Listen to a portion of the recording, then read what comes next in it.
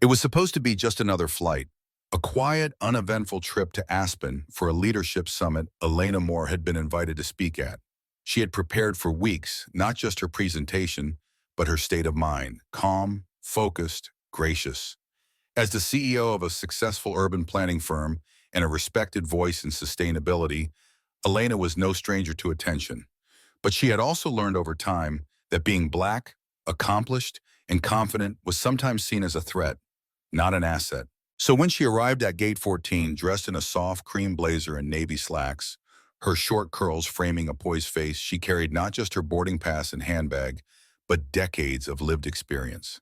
She offered her ticket to the gate agent with a calm smile, expecting nothing more than a melon and a wave through. But instead, the young man behind the counter froze. He didn't make eye contact. He glanced nervously quickly at the pilot standing to the side.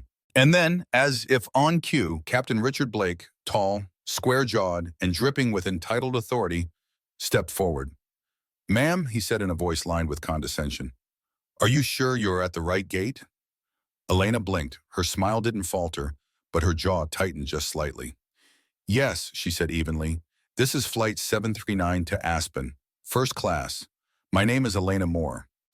The gate agent's cheeks colored, but it was Blake who doubled down, now openly scrutinizing her as if she just strolled in from a back alley.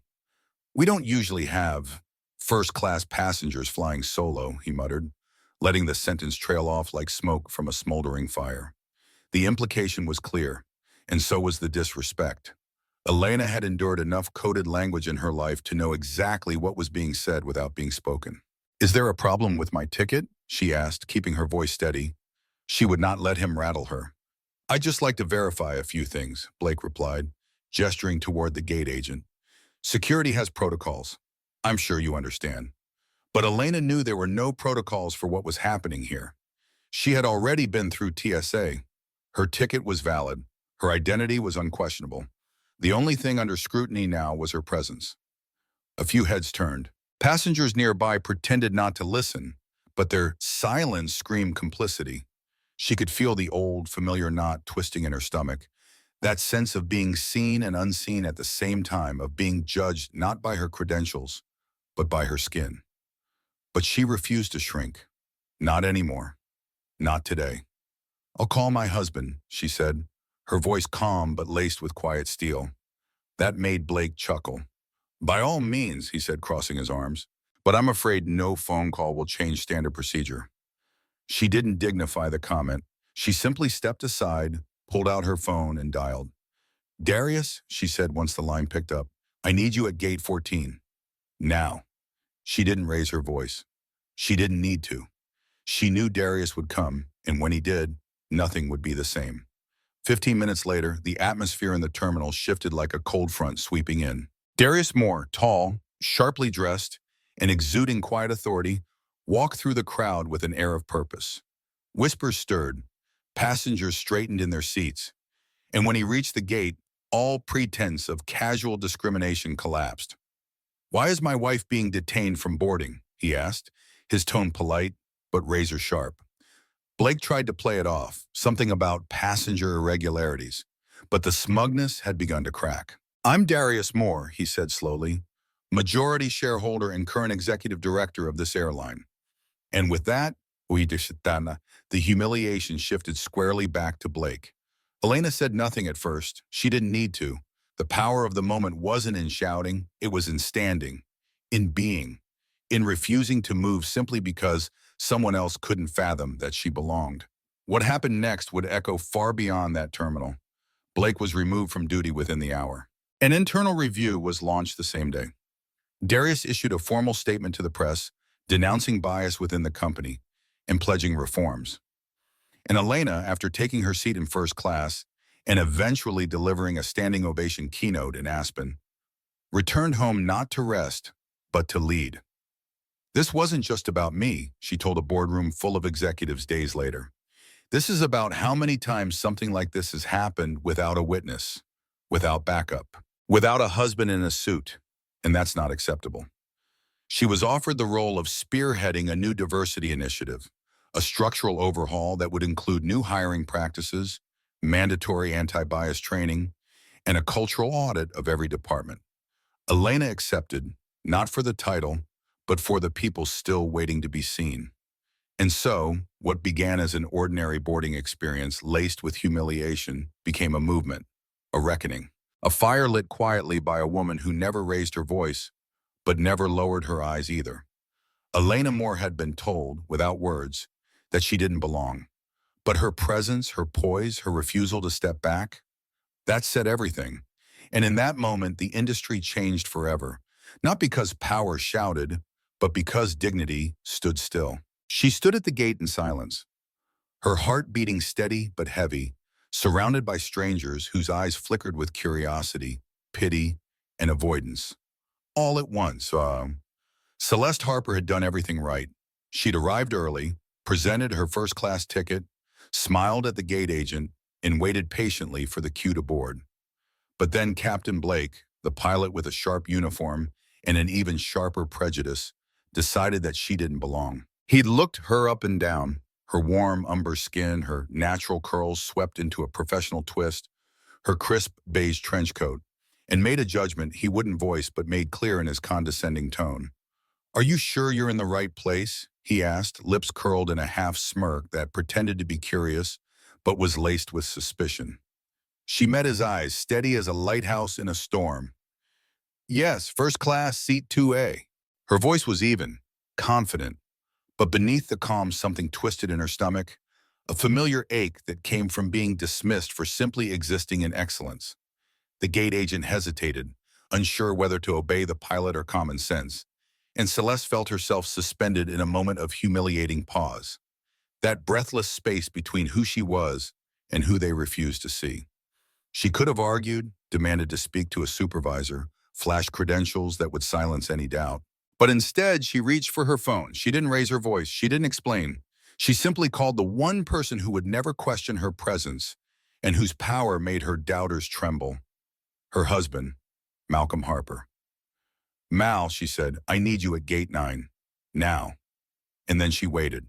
Not because she needed rescuing, Celeste Harper was no stranger to injustice, but because this time it wasn't just about her. It was about every black woman who had ever stood in that same spot, their achievements questioned, their dignity diminished. And she had had enough. The moments dragged, the gate filled with tension.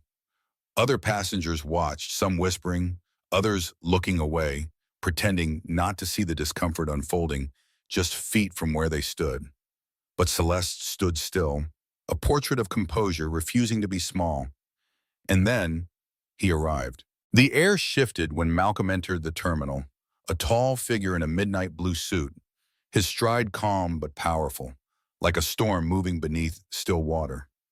His presence alone turned heads, not because of his wealth or name. No one there knew that yet, but because he carried the kind of power that didn't have to announce itself. He didn't rush. He didn't demand. He simply walked toward his wife, his eyes locked on Captain Blake, who stood at the gate now stiff and defensive, unaware that the man approaching wasn't just a well-dressed husband, but the owner of the entire airline.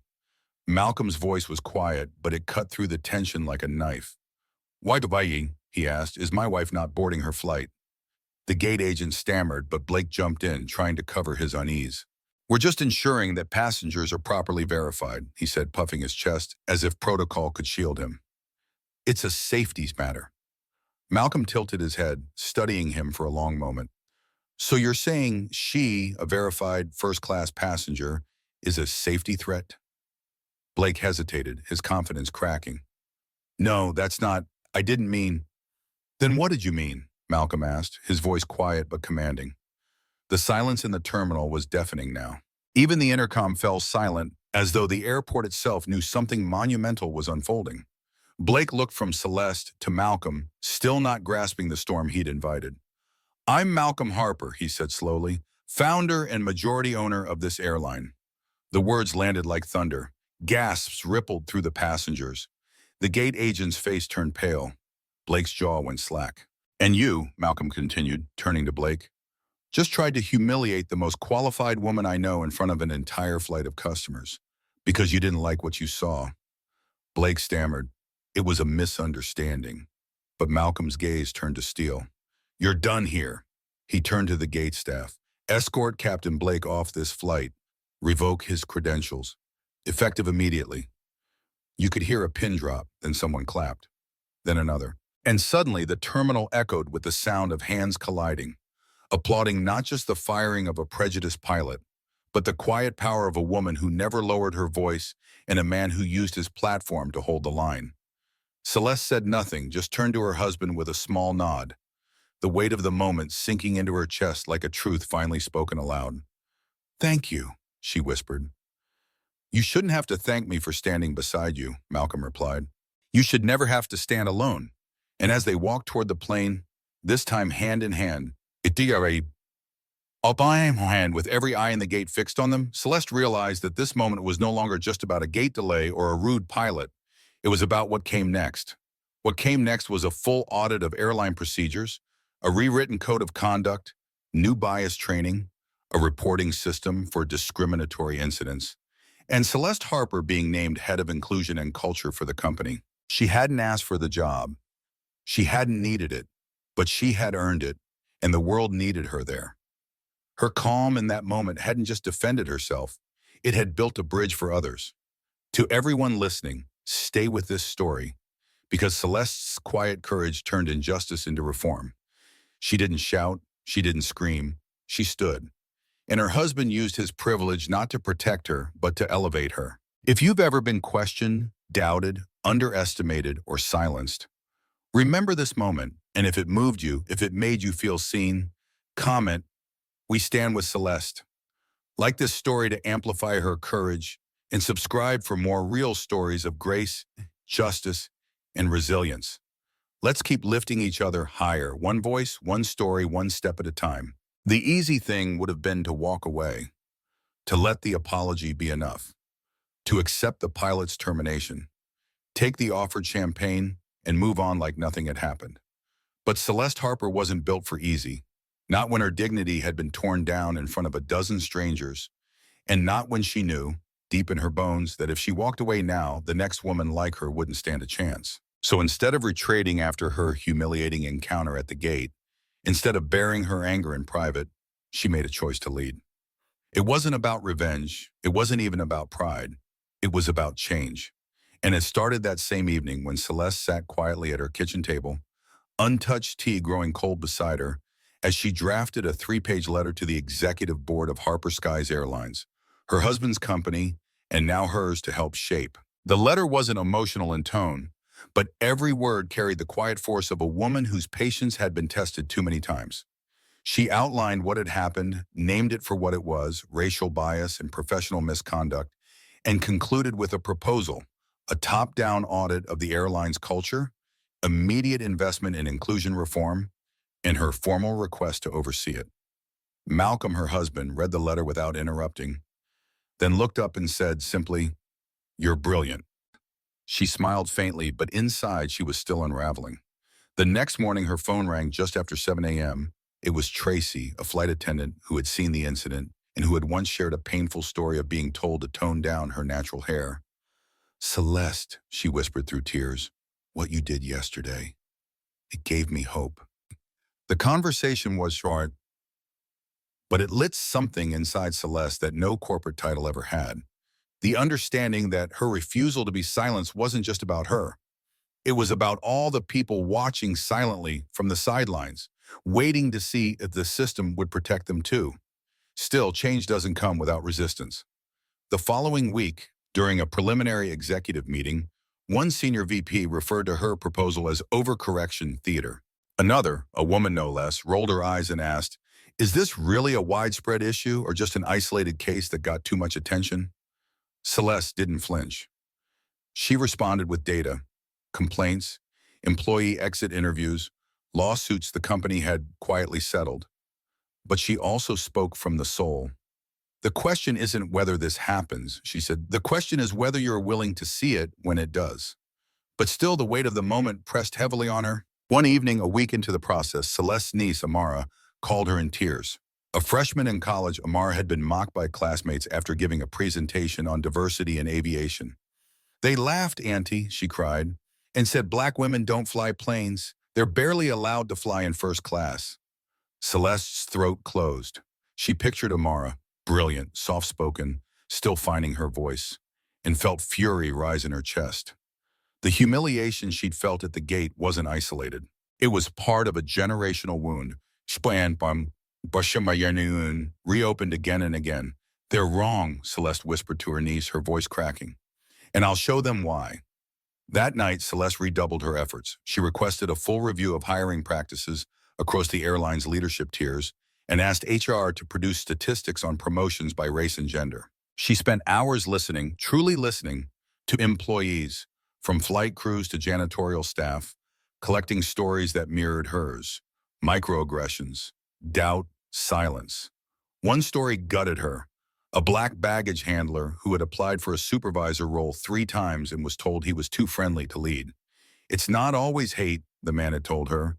Sometimes it's just dismissal dressed in politeness. And that, Celeste realized, was the root rot. Not overt hatred, but a system that quietly erased people. Death by 1,000 cuts. The board eventually approved her proposal, reluctantly at first. She was officially appointed to lead the new Equity and Culture Office, reporting directly to the CEO.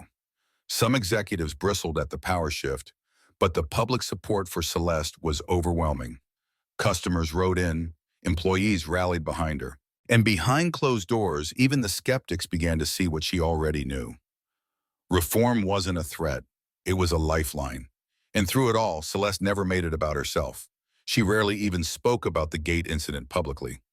This isn't about one bad day, she said in an internal training. This is about every person who walked away believing they didn't belong. Her work was slow, deliberate, and at times painful, but it was real, and it was working. One night, after a full day of strategy sessions, Celeste stayed late in the office. She paused in the hallway by the employee bulletin board, where someone had pinned a handwritten note under her photo. It read, "Because of you, I'm not afraid to speak up anymore." Celeste blinked back tears, her hand brushing over the message. She hadn't asked to become a symbol, but maybe, just maybe, this was the work she was born for. To anyone listening, don't walk away from moments that break your heart. Lean into them. Transform them. That's what Celeste Harper did. She refused to be silenced. She used her voice to build something stronger, something lasting. And if her story moved you, comment below, "We hear you, Celeste." Like this story to honor those who speak up with grace and strength, and subscribe to stay inspired by more stories that remind us leadership isn't just about titles, it's about truth. It started with the weight of humiliation, but what followed was revolution. When Celeste Harper first stepped into the executive boardroom following the airport incident that shook her to her core, she did not come with rage in her voice or vengeance in her heart. She came with a plan to rewrite the script, a plan born not from a single act of discrimination, but from a lifetime of witnessing the silent erosion of respect and opportunity. She stood at the head of a long, polished table where men who had underestimated her only weeks before now sat uncomfortably under her steady gaze. "This is not about PR," she said, her voice unwavering. "This is about justice, about people, and about who we are when no one's watching." Her proposal was bold, a full systemic overhaul of the company's culture. She outlined mandatory diversity and bias training for all staff, from pilots to board members. She presented a policy for an anonymous reporting system to protect whistleblowers, particularly employees of color who feared retaliation. She demanded a new code of conduct that emphasized accountability, not performative equity. And finally, she requested the power to lead it all, not as a consultant, but as the chief officer for inclusion and ethics. At first, the room was silent. Then came the objections. "It's too aggressive," muttered one board member, his voice like gravel beneath polished smiles. "We don't want to alienate employees with good intentions." Another chimed in, "Is this really necessary? One bad incident doesn't mean the entire system's broken." Celeste kept her posture composed, but inside, her heart ached. Because these weren't just colleagues, they were men and women she'd trusted. People who'd watched her be degraded and now tried to soften it into a footnote. "You keep calling this one incident," she said slowly, "but how many times has it gone unreported? How many times have we rewarded silence instead of courage?" Her eyes swept the table. The system's not broken. It was built this way. I'm not here to patch cracks. I'm here to rebuild the foundation. The silence that followed was different this time. Not indifference, but reckoning. The next day she began, her office became a hub of urgency. Emails poured in, testimonies from current and former employees, stories of being ignored, talked over, passed over. Stories of retaliation, of subtle sabotage, of being called overly sensitive for naming a slur when it was uttered. Celeste read every line, and then she listened. She met with janitors, flight attendants, engineers, baggage crew, people whose voices had never reached the top floor.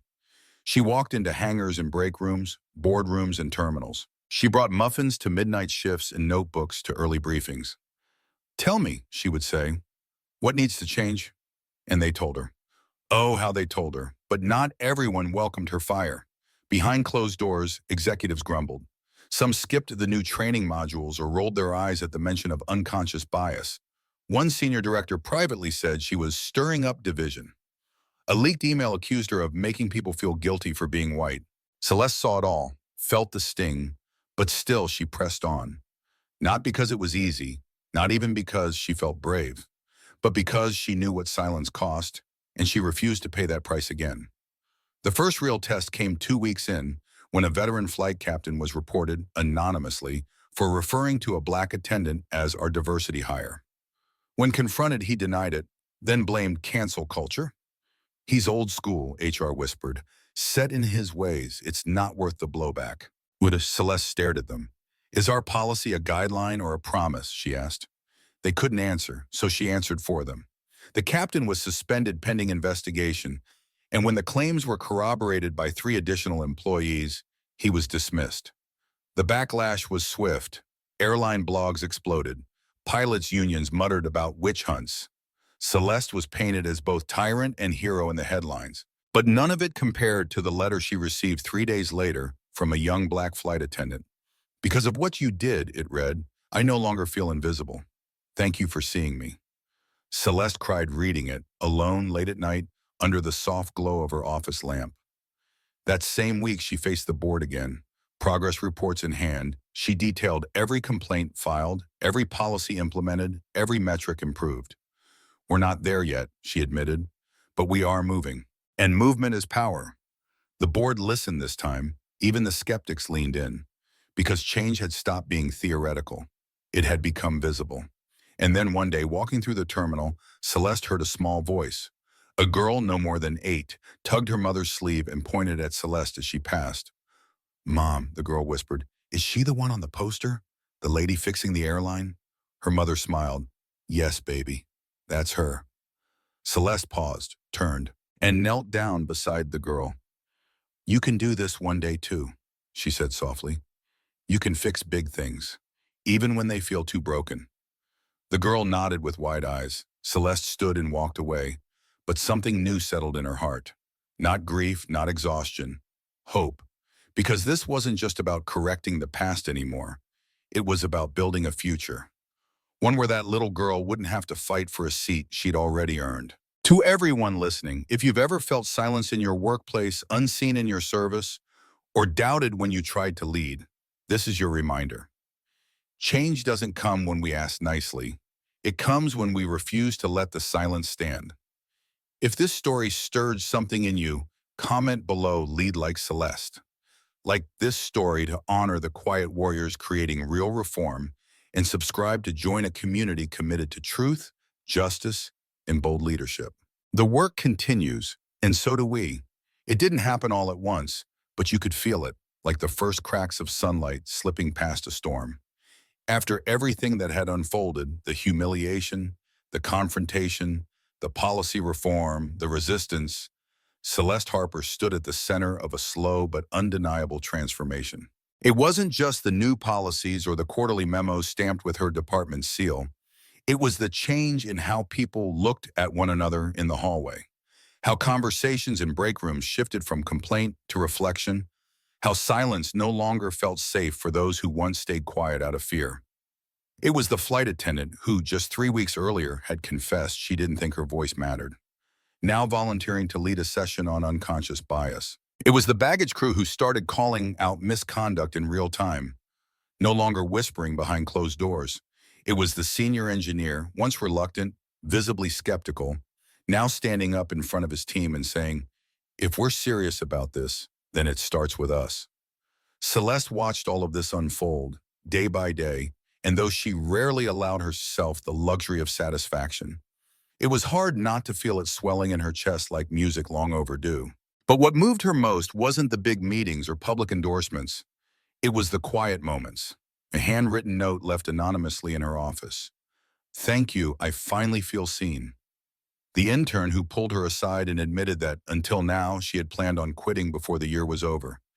"I didn't think there was a future here for someone like me." Or the older gate agent who had worked 30 years without ever taking a diversity course, saying with teary eyes after one of Celeste's sessions, "I thought I didn't need this. I was wrong." These moments were like sparks, brief glowing signs that the fire she had fought to ignite was now catching on its own. For the first time in a long time, Celeste didn't feel like she was pushing a boulder uphill alone. People were reaching for it beside her. Still, it wasn't without struggle. There were days when she sat in her office with the door shut, her head in her hands, wondering if the slow crawl toward change would ever be enough. There were still anonymous emails, pushback from old guard executives, and quiet acts of defiance that no policy could immediately erase. There were moments when someone would say something in a meeting, subtle, coded, and she'd feel that old knot tighten in her stomach. "You're being too aggressive. You're making people uncomfortable." Let's not dwell on the past. And each time she had to summon the same strength she'd used that first day at the gate, to breathe, to speak with clarity, to remind them and herself that discomfort wasn't a sign of failure. It was a sign of growth. One day, a group of new hires, fresh faces still glowing from orientation, invited her to speak at a small gathering in the atrium. They called it Voices of Change. Celeste hesitated at first. She didn't crave the spotlight. But when she arrived, she was stunned to see the room packed, not just new hires, but longtime employees, security staff, engineers, and even a few top executives sitting in folding chairs with notebooks in their laps. The air felt electric, not with tension, but with hope. Celeste stood in front of them, humbled and quiet for a moment before she spoke. "I didn't set out to lead a movement," she began, her voice soft but clear. "I just wanted to board a plane without having to prove I belonged in the seat I paid for." A hush fell over the room, the weight of those words settling into every corner. "But what I learned is that sometimes injustice finds you, and you have to choose whether to look away or lean in." She paused, her eyes moving across the room. "I chose to lean in. And look what we've done. Look what you've done. This isn't my story anymore. It's yours now, too. You've proven that cultures can change when people are brave enough to speak and strong enough to listen." Applause erupted, but even louder than that was the feeling that something had shifted. People weren't just showing up, they were believing, and that belief was contagious. By the next month, applications to the airline's leadership development program had doubled, with an unprecedented number of Black, Latinx, and Asian employees stepping forward. Mentorship programs sprouted like wildflowers. Retention rates improved. Complaints about discrimination dropped. And most astonishing of all, employees who had once considered jumping ship now described the company as home. Celeste didn't take credit. She didn't need to.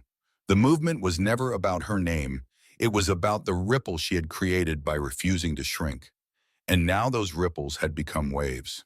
In a moment of reflection, Celeste sat in the terminal one evening, watching travelers move across the bright, lit floor like water, rushing, pausing, reuniting.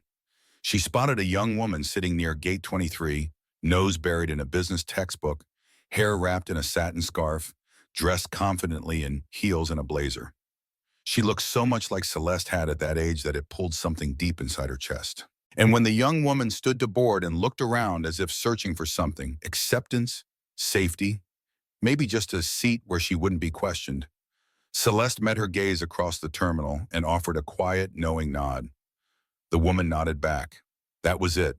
No words, just understanding. To anyone listening now, never doubt the power of your voice.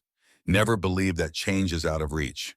It starts with one decision, one act of courage, one refusal to look the other way. Celeste Harper made that choice, and because she did, an entire culture began to shift. If her story stirred something in you, leave a comment below, I choose to speak. Tap that like button if you believe in change, and subscribe for more real stories of quiet heroes rising. Because when we listen, when we lead, and when we stand tall in the face of fear, we don't just change policies, we change lives. It had been just over a month since Celeste Harper had implemented the airline's sweeping new equity policies. Just over a month since she stood in a boardroom full of skeptical faces and declared that change would not be a slogan. It would be a lived daily promise. And yet, as she reviewed the morning operations report from her corner office, her assistant entered with a face that said everything before a word was spoken. There's been an incident, she said softly, placing a tablet in Celeste's hands. And in a heartbeat, the room turned cold.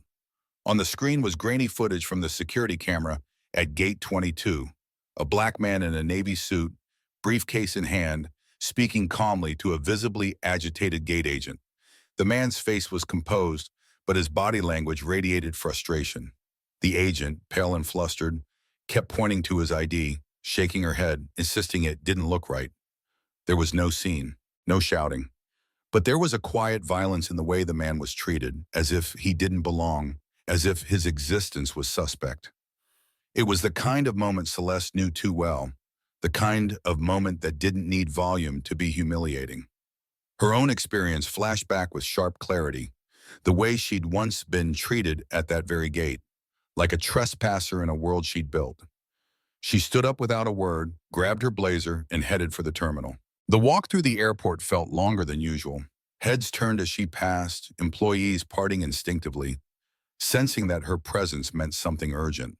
When she arrived at Gate 22, the crowd had mostly dispersed, but the energy lingered, tight, unsettled. The man from the video stood quietly near the window, his back straight, his grip on the briefcase white-knuckled. The gate agent, a young woman named Haley, stood off to the side, her face red and her hands nervously ringing her badge. Celeste approached the man first. "Mr. Foster?" she asked gently. He turned, surprised. "I'm Celeste Harper, Chief Ethics Officer. I'm so sorry for what just happened to you." His eyes searched hers, wary at first. "You're with the airline?" "I am," she said, her voice steady but warm. "And what happened here was unacceptable." He looked away for a moment, his jaw clenching. "I've been flying for over a decade," he said quietly. "Gold status, first class, never had an issue until today." She looked at me like I was holding a fake ticket. Celeste's heart ached. It wasn't just the humiliation, it was the betrayal of a system he trusted. She turned to the gate agent. "Haley, please join me in private," she said, her voice clipped with professionalism. In the small security office nearby, Celeste closed the door and folded her arms, her expression unreadable. "I'd like to hear your version of what happened," she said. Haley's voice shook. His ID photo looked different, and when I asked questions, he got tense. I thought." "You thought what?" Celeste pressed, her voice sharpening. "That he was lying? That he didn't belong?" Haley's mouth opened, but no words came. "Did he raise his voice?" "No." "Did he threaten you?" "No, but what, Haley?" Celeste's voice was soft now, devastating. "You profiled him, and you did it at a company where we vowed to do better. That is not just poor judgment. It's a violation of the ethics we claim to stand on." Haley began to cry, but Celeste didn't waver. "I'm not here to villainize you," she said, her voice steady, "but your discomfort doesn't outweigh his dignity. You made a choice, and now I have to make one too." She suspended Haley immediately, pending full review. No debate, no delay. As she walked back out into the terminal, she found Mr. Foster still standing by the window. She approached him again. "I've spoken with the agent. She's been relieved of duty and will be investigating further. In the meantime, I've upgraded your ticket and assigned someone from our customer care team to follow up. But most importantly, I want to thank you for your grace under pressure. You shouldn't have had to show it." Mr. Foster stared at her, eyes glinting. "I wasn't going to report it," he admitted. "Figured it wouldn't matter." Celeste nodded slowly. "It does. It always does." That evening, as the sun dipped below the skyline outside her office, Celeste sat alone in the stillness. The weight of the day settled into her bones like lead. She had handled it quickly, decisively. But why did it still hurt so much? Because it wasn't the first time. And she knew it wouldn't be the last. The system was old, but so was she, and she'd been through worse. Still, she let herself feel it. The anger, the sorrow, the fatigue. Because only when she felt it could she truly lead through it. Later that week, she spoke to the full airline staff via live stream. Thousands tuned in. Her voice was even, but resolute. "We cannot claim progress without practicing it," she said. "This work doesn't happen in headlines. It happens in how we treat people when no one's watching. We failed a customer this week, but we responded with truth, with transparency, and with action. That's who we are now, not perfect, but accountable." And as the comments poured in, many of them messages of support, Celeste's eyes found one from a flight attendant she'd never met. "Thank you. I needed to see someone hold the line. Now I know it's safe to do the same." If you've ever wondered whether one act of courage matters, let this be your proof. If this story moved you, comment below. Hold the line to stand with leaders like Celeste who rise in moments of pressure. Tap like to show your support, and subscribe for more stories of bold leadership and daily justice.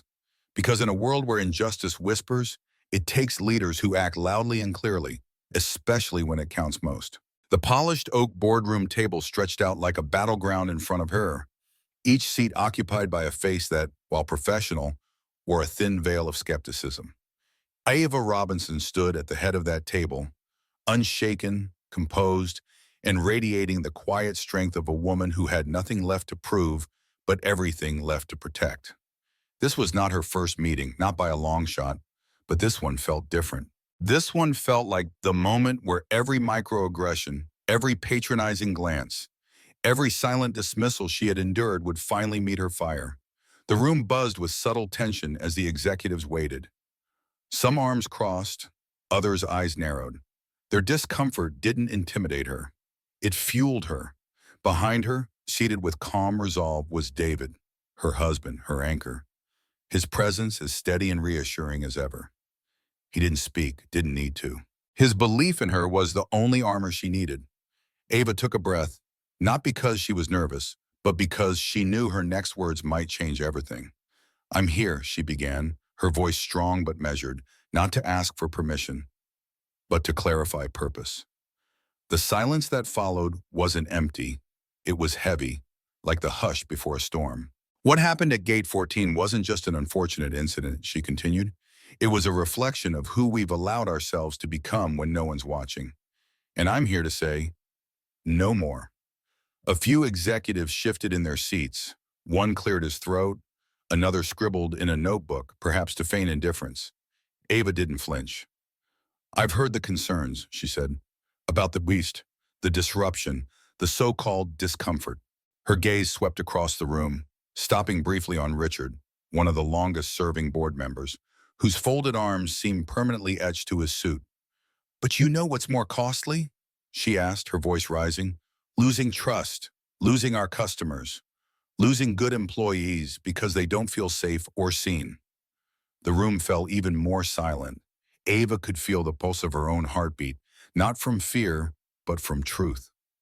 Richard finally spoke. "We appreciate your passion, Mrs. Robinson, but cultural change is ambitious, operationally disruptive, and frankly, some employees feel overwhelmed." His tone was cool, almost condescending. Ava tilted her head, a small, almost imperceptible smile touching her lips. "Yes, change is disruptive," she said. "That's the point. Disruption is how you end cycles that have harmed people for decades." Another board member, Julia, a younger woman, leaned forward. "I've reviewed the feedback from staff since the new policies were implemented," she said cautiously. "There's been some resistance, but also gratitude. Several team members said they feel like someone finally sees them."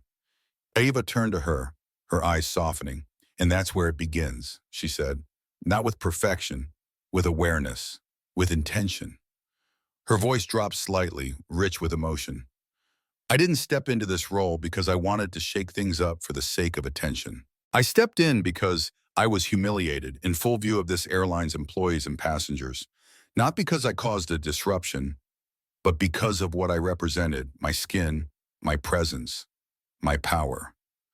A few heads lowered, others froze, unable to deny what they knew but had never spoken aloud.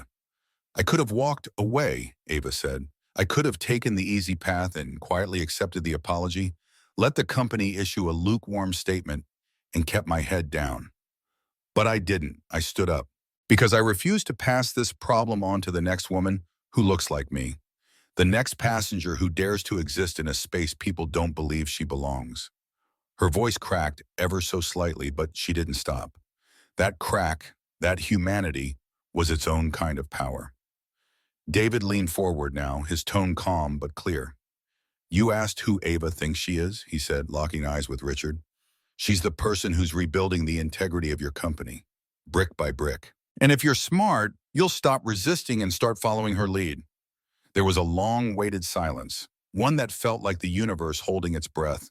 And then Julia spoke again, her voice firm this time.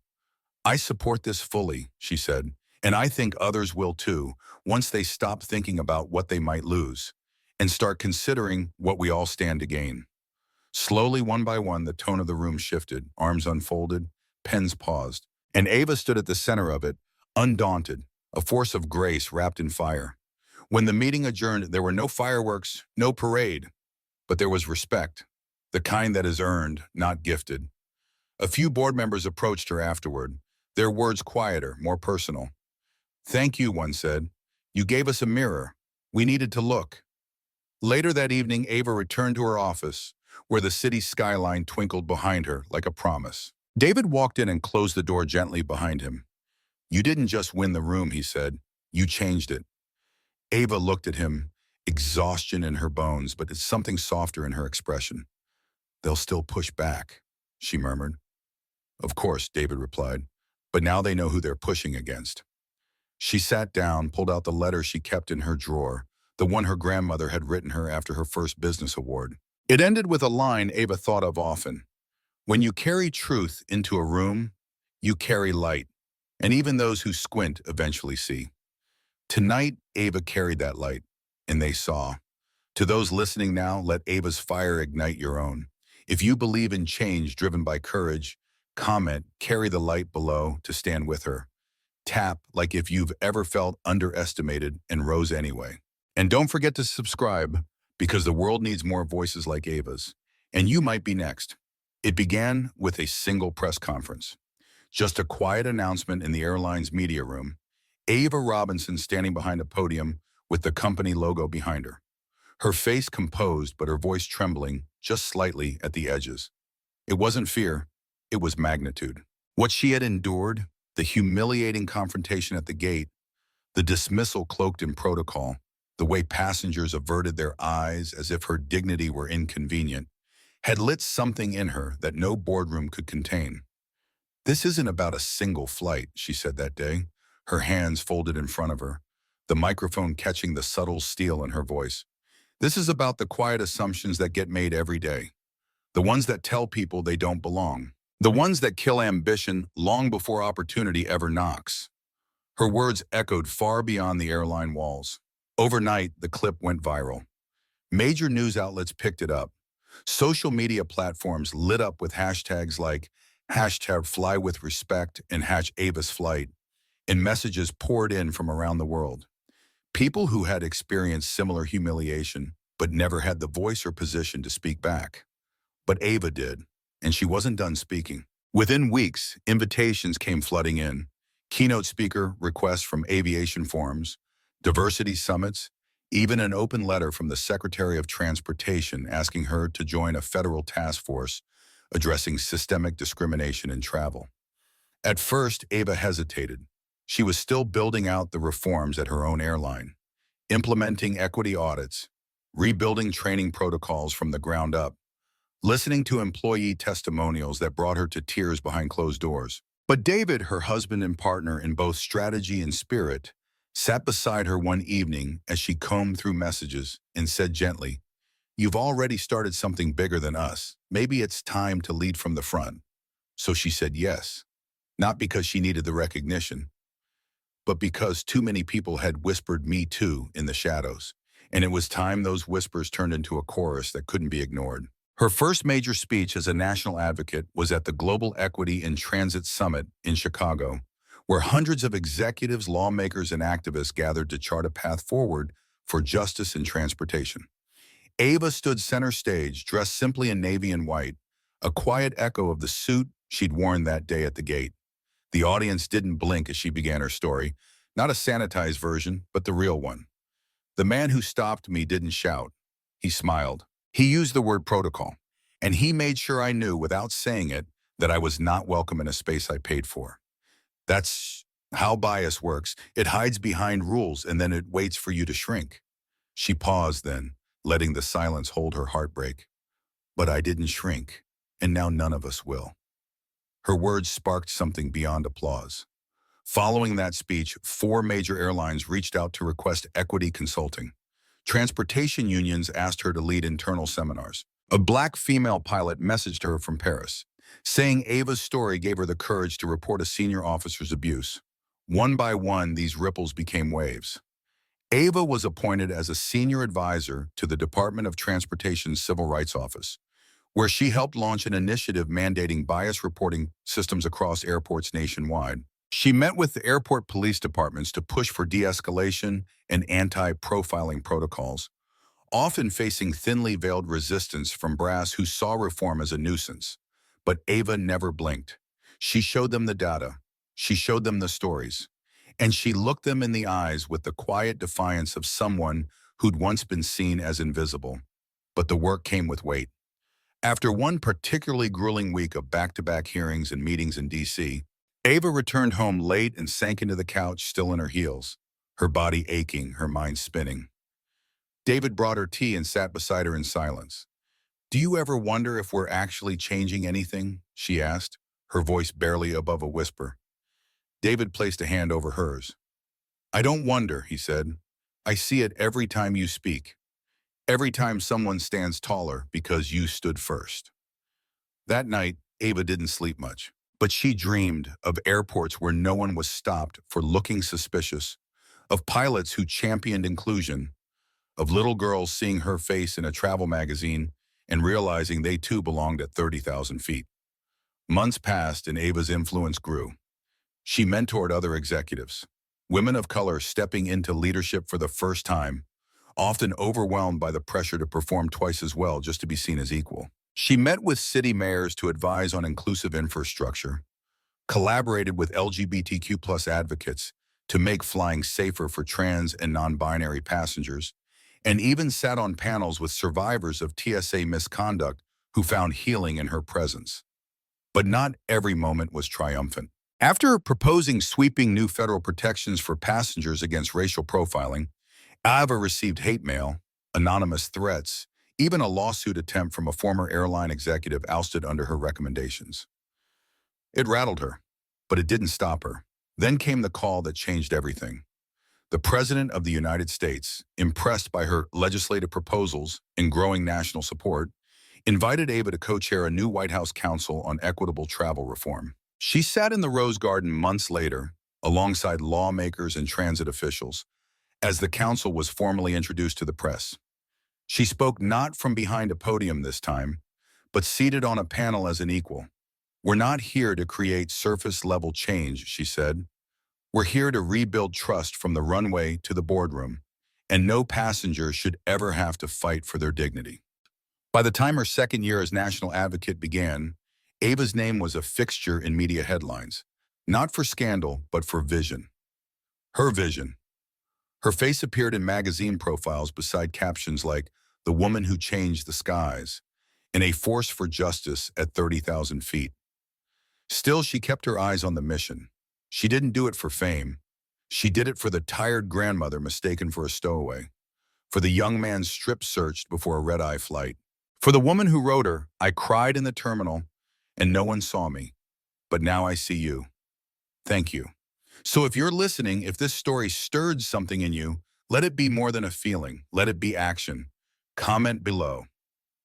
We see you, Ava, to stand with her and all those she's fighting for. Tap like to honor her work, and subscribe to hear more stories of everyday leadership that change the world.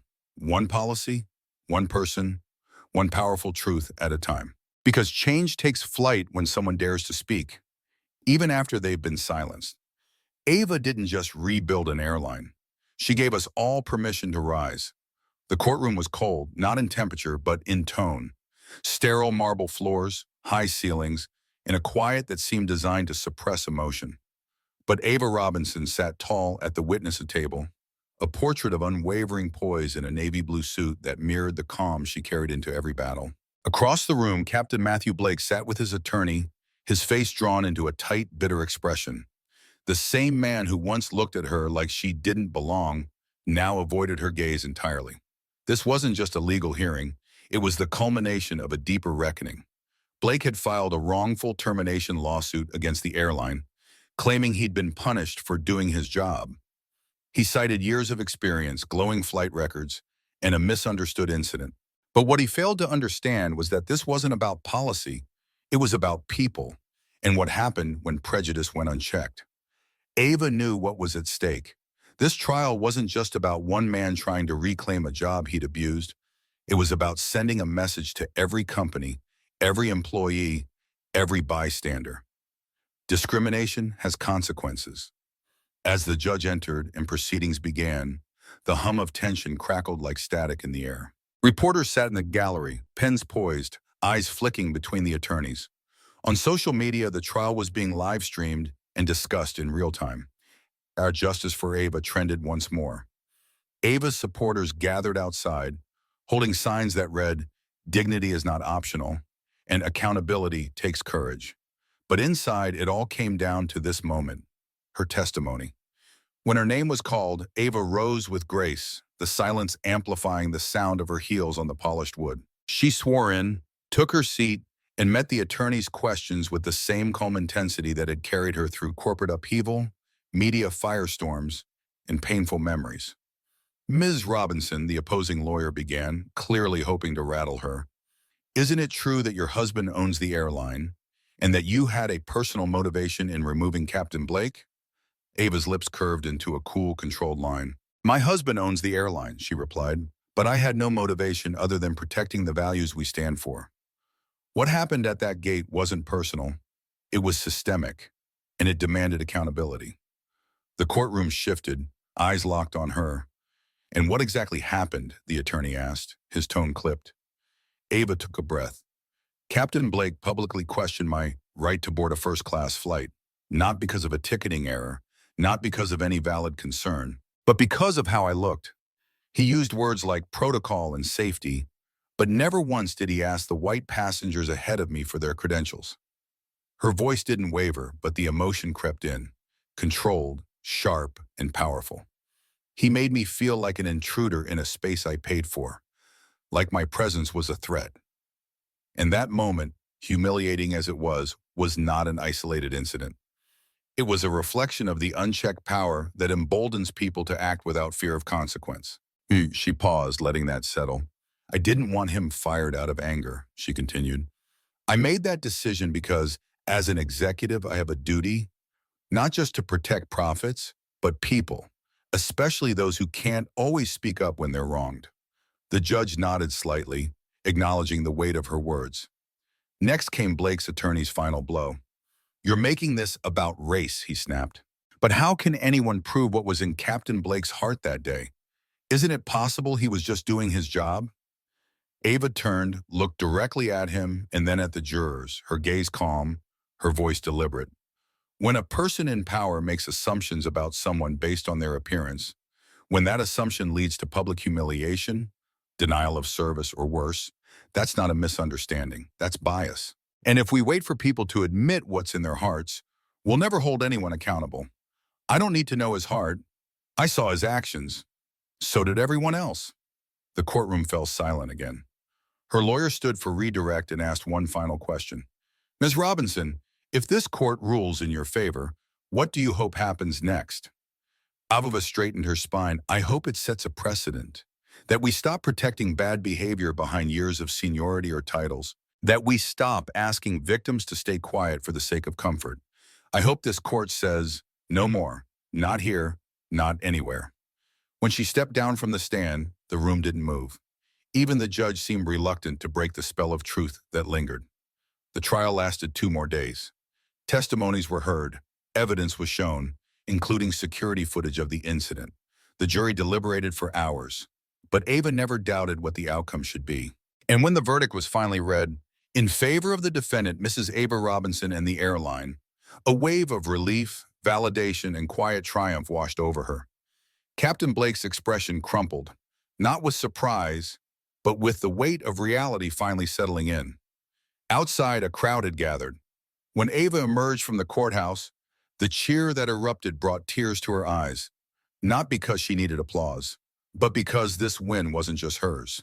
It was for the college student who had been stopped at the airport for fitting a profile, for the mother separated from her child at the gate because someone felt uneasy, for every traveler who had swallowed humiliation just to get home. Reporters rushed her, cameras flashing. Ava, what does this mean for future cases? Will you continue your national work? She held up her hand, smiled softly, and said, today's ruling isn't the end. It's the beginning of a new standard. And yes, I'll be there to hold the door open. That night, back home with David, the emotions caught up to her. She curled into his arms, the weight of the courtroom, the media, and the memories crashing over her all at once. It's over, she whispered. No, David said gently. It's just begun, and you made sure it started the right way. So if this story stirred something in you, if you believe that courage, truth, and accountability must rise where silence once reigned, leave a comment below to support Ava's message. Like this story to stand with every person fighting for justice. And subscribe for more stories that prove dignity has a voice.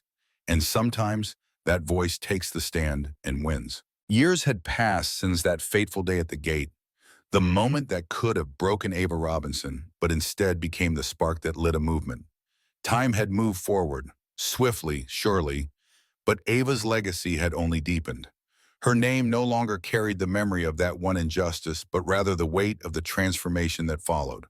What began as humiliation was now etched in history as a turning point in the airline industry and beyond. Inside the newly constructed training facility at Robinson Air, sunlight poured in through floor-to-ceiling windows, casting soft golden hues across polished floors and sleek, modern classrooms. A plaque hung proudly in the lobby, the Robinson Inclusion Center, founded on the principles of equity, dignity, and unwavering courage. Beneath it, a simple quote from Ava herself. If you're told you don't belong, prove them wrong by building the space where everyone does.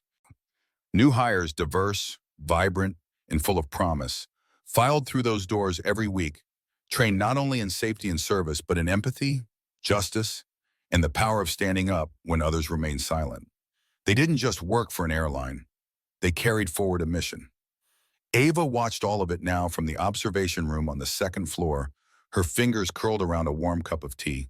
Her hair had streaks of silver now, but her eyes remained the same, sharp, steady, unshakable. She smiled as she observed a group of trainees gathered around a large screen, their instructor pointing out moments from her original court testimony and airport incident, moments that had once brought her pain, but now taught others how to rise. Occasionally, a new employee would glance up, catch a glimpse of her through the glass, and whisper with awe, "That's her." Some would later find the courage to approach her with tears in their eyes, saying, "Bitch, because of you, I know I can belong here." She never tired of hearing it, not out of pride, but out of purpose. Her office was lined with letters from across the world. A young black pilot from Brazil who cited her story as his reason for joining the industry. A former gate agent who admitted she'd once hesitated to speak up, but after hearing Ava, had become a lead trainer in equity herself. A mother who flew with her autistic son and thanked Ava for making sure her staff understood compassion. Her walls were covered not in awards, though there were many, but in evidence, proof that change had taken root. Ava had never sought to become a symbol. She just didn't want anyone else to feel what she had felt that day. But the universe, it seemed, had taken her quiet act of resistance and multiplied it 100-fold. On the 5th anniversary of the Robinson Initiative, Ava was invited to deliver the keynote at a global aviation leadership conference. She walked onto the stage with the same grace and confidence she had always possessed, earned not through titles, but through battle scars and unwavering truth. There was a time, she told the packed room, when people thought equity was a footnote in a policy manual. Now it's a cornerstone of how we lead. The applause was thunderous, but it was the tears in the eyes of the young woman in the front row, a flight attendant who had once been denied a promotion until Ava changed the system. That meant everything. Back home that evening, Ava sat with her husband David in the quiet comfort of their living room. They shared a glass of wine and a view of the city lights, the world they'd helped shape glowing softly in the distance. David reached over and took her hand. "You've changed the way people fly," he said, "and the way they live." Ava smiled, leaning her head on his shoulder. "We did it together," she replied, "and we're not done yet." Because she knew the fight for justice never truly ends. It evolves, it deepens, it passes from one voice to another until it becomes a chorus too powerful to ignore. Now, as the next generation of leaders walked the halls of the company she helped rebuild, Ava turned inward with gratitude. She didn't win every battle. Some days had been lonely. Some meetings had been brutal. There were moments she'd cried in hotel bathrooms, wondering if she was pushing too hard, asking too much, dreaming too big. But she had kept going for every person who'd ever been told to move aside, to wait their turn, to stay silent. And look at the world now. Pilots, gate agents, executives, engineers, all trained under the Robinson Initiative. Policies Ava helped write had been adopted across airports nationwide. She'd served as advisor to global coalitions, sat on panels with presidents and prime ministers, and still she never let go of the story that started it all. So if you're hearing this and you've ever felt dismissed, underestimated, or invisible, let Ava's journey remind you of this. One moment of courage can change everything. One decision to stand tall, even when it would be easier to shrink, can spark a legacy that outlives you. Maybe your voice trembles at first. Maybe people laugh. Maybe you're alone for a while. But truth has a power that grows louder the longer you hold it. Ava didn't ask to be a hero. She just refused to be silenced. And because of that, generations after her now walk through doors she refused to let close. If Ava's story moved you, leave a comment below and tell us, what door are you going to open for others? Tap that like button to honor Ava's courage and every unsung hero who speaks up. And don't forget to subscribe. We're sharing more real stories of resilience, justice, and rising strong, one voice at a time. Because Ava Robinson proved that dignity doesn't just survive adversity, it can thrive beyond it. And now it's your turn. Step forward, speak boldly, build something that lasts. The legacy is yours to continue.